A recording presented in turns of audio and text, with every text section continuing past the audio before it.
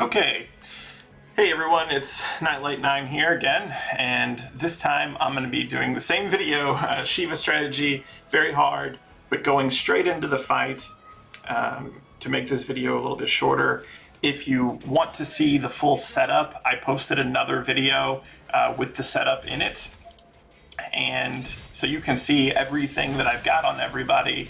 I go into pretty detailed explanation as to why I brought the characters I brought, why I put, the certain weapons and materia on them I did, and everything like that. So, but the problem that happened in both of those runs is that after I broke the sigils on Shiva, she glitched out. I mean, I think it's a glitch. I don't know. I can't imagine unless they changed the fight, because I did it multiple times previously and didn't have that happen. But basically she'd just get stuck and would not come out of the interrupt. So here we are.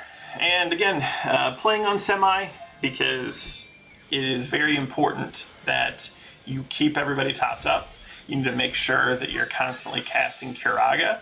That will not happen if you auto, because basically Aerith will only cure people if they drop below a certain threshold of health, and it's too low of a threshold for her to come back from that.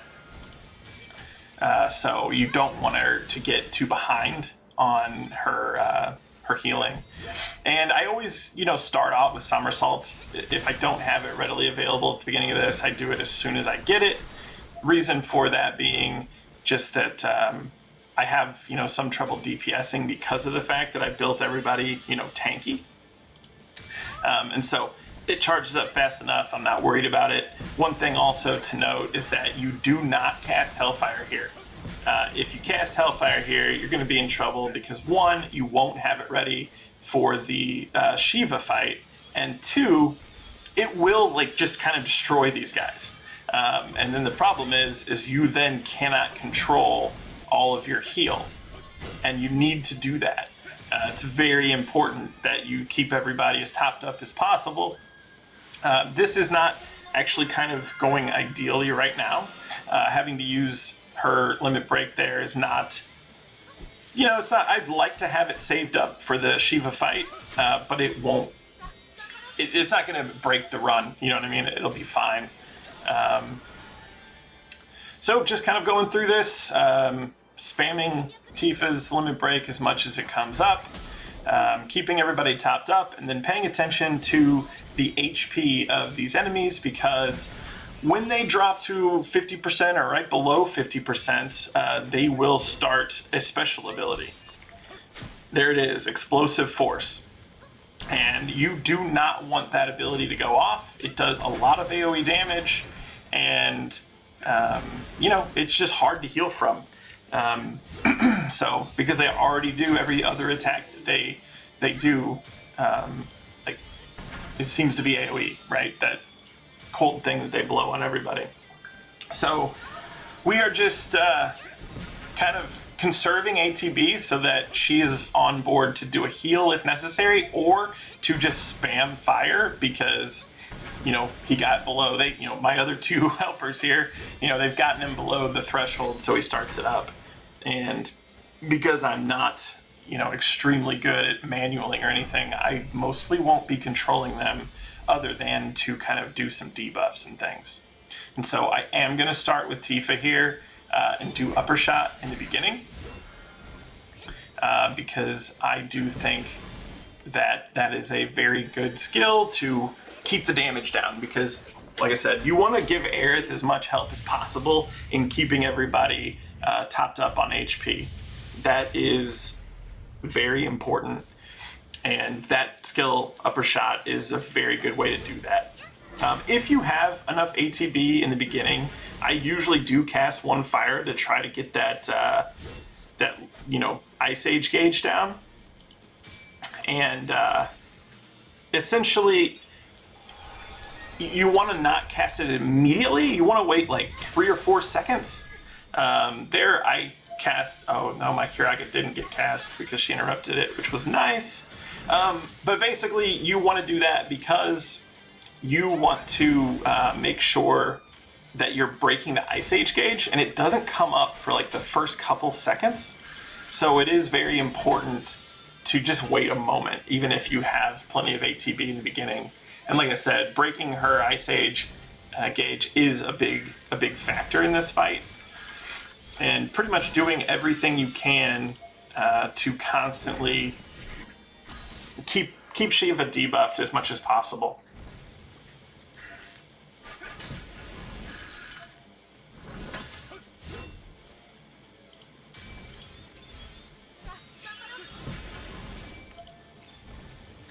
And sometimes I'll do more Fyras out of Aerith if I know I have Healing Wind, just because, you know, it makes things easier. It's a lot easier to know that you've got a free heal, right? When you have that, you can be a little bit more frivolous with her ATB and cast it on kind of whatever you want.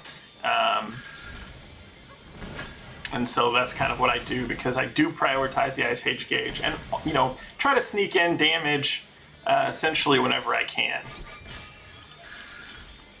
But Kiraga always still the number one, you know, that's always my go-to there.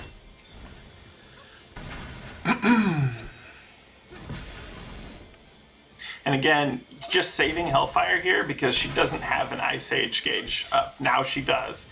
So now is the time I'm going to want to immediately start getting that down. And I noticed that her Sigil Break move just popped up. So that's the very next thing that I'm going to prioritize is breaking those sigils.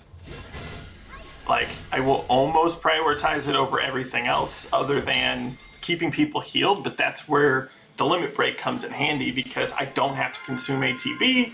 I can keep everybody healed up while still going back and focusing on breaking that sigil gauge. And so that's what I'm doing. I'm just constantly hitting her with the sigils to make, you know, my life essentially much easier.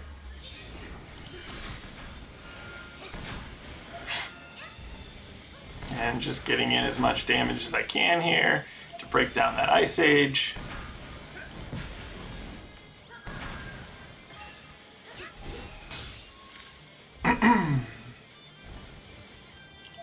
Making sure to get the upper shots in. Get some defaiths in. And then pretty much just, you know, like I said, whenever I have a moment to breathe, like everybody had pretty good health there for a moment, I think, okay, I can start making sure I've got all the debuffs that I want, right? So that I can do as much DPS as possible. And one of the ways to actually, when you're building the tanky team, one of the ways to actually do a lot of damage is simply to make sure you have to heal less so that you can actually cast Fyra more often. And that, funny enough, is one of the main ways that I make sure that I can do plenty of damage.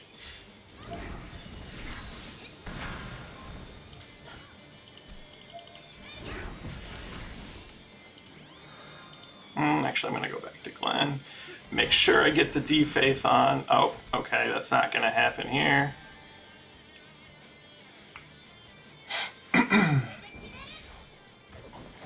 Somersault, just good. Again, it makes your guys do a little bit more damage. Stay back on Aerith. I need her to get defogged. Alright, so here comes the Diamond Dust, but you did notice that I debuffed him with both the magic debuffs that I have, and so, you know, I'm able to deal with that. Now I'm going to Hellfire, just because I wanted a Healing Wind, so I get a little bit of extra damage by comboing it, breaking that Ice Age gauge down, doing a little bit more damage to her.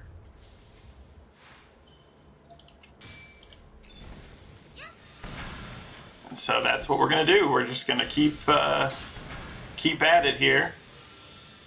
The other thing nice, obviously, about Aerith's Limit Break is because it gives regen for 9 seconds, your guys will actually continue to, to up their health just for a little bit, for 9 seconds basically, after she casts it, which again just helps, helps keep everything topped up, which is where we want to be so that we can do the maximum DPS. Snuck in another one of those. I'm gonna keep. I haven't forgotten about the heals. Only stop healing when things look like you've got plenty of HP.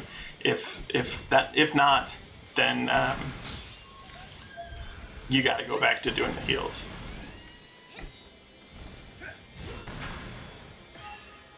Somersault, super nice here because I noticed that her health is getting kind of low, right? And I've broken the Ice Age gauge. So her damage is going to be, a little bit worse. And I know that it's time that I can start trying to do damage. But I did see that Diamond Dust is coming. And so I am going to still do the Defaith, still do the upper shot. And this should be the last time I have to worry about Diamond Dust. Because she's low enough, I should be able to kill her before everything else goes downhill. So, pop back over to Aerith. Oops, I misclicked there pretty badly. I really wanted to get a cure in. Here we go, we'll get it in now. Not ideal though, because my bar went down pretty hard. At least Heavenly Spike, the one good thing about that is that Heavenly Spike does take down physical DPS, so there is that. And it's a little bit chaotic sometimes at the end, and so that's why if the first time or second time you try this it doesn't quite work, just keep going because you get better at it, and especially when you're not trying to talk through it all, it's not that hard.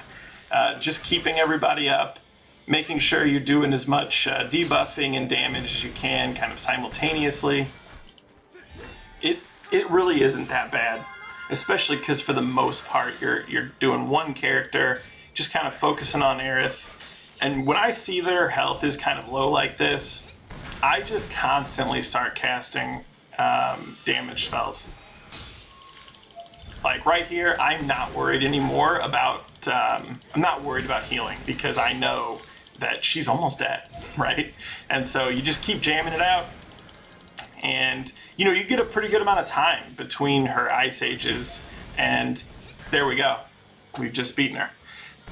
So again, this was a tanky lineup. I think the highest I ever hit her for was, besides Ifrit, 4,000 damage maybe with a fire. And the grade's bad, right? D is not good, but we did it. And that's how the fight goes. That's how it looks if the fight doesn't get stuck in the interrupt. Again, I'm not really sure why that ever happened, but I had it happen to me twice in a row. So this time I figured I'd try a third time and see if I couldn't actually get a real fight. Let me know if you have any questions. Please like, subscribe. Let me know if you have any other things you'd like me to cover in this game. I will be covering, I think, Mako Reactor event next. But in the meantime, just let me know if you have any other questions. Thanks.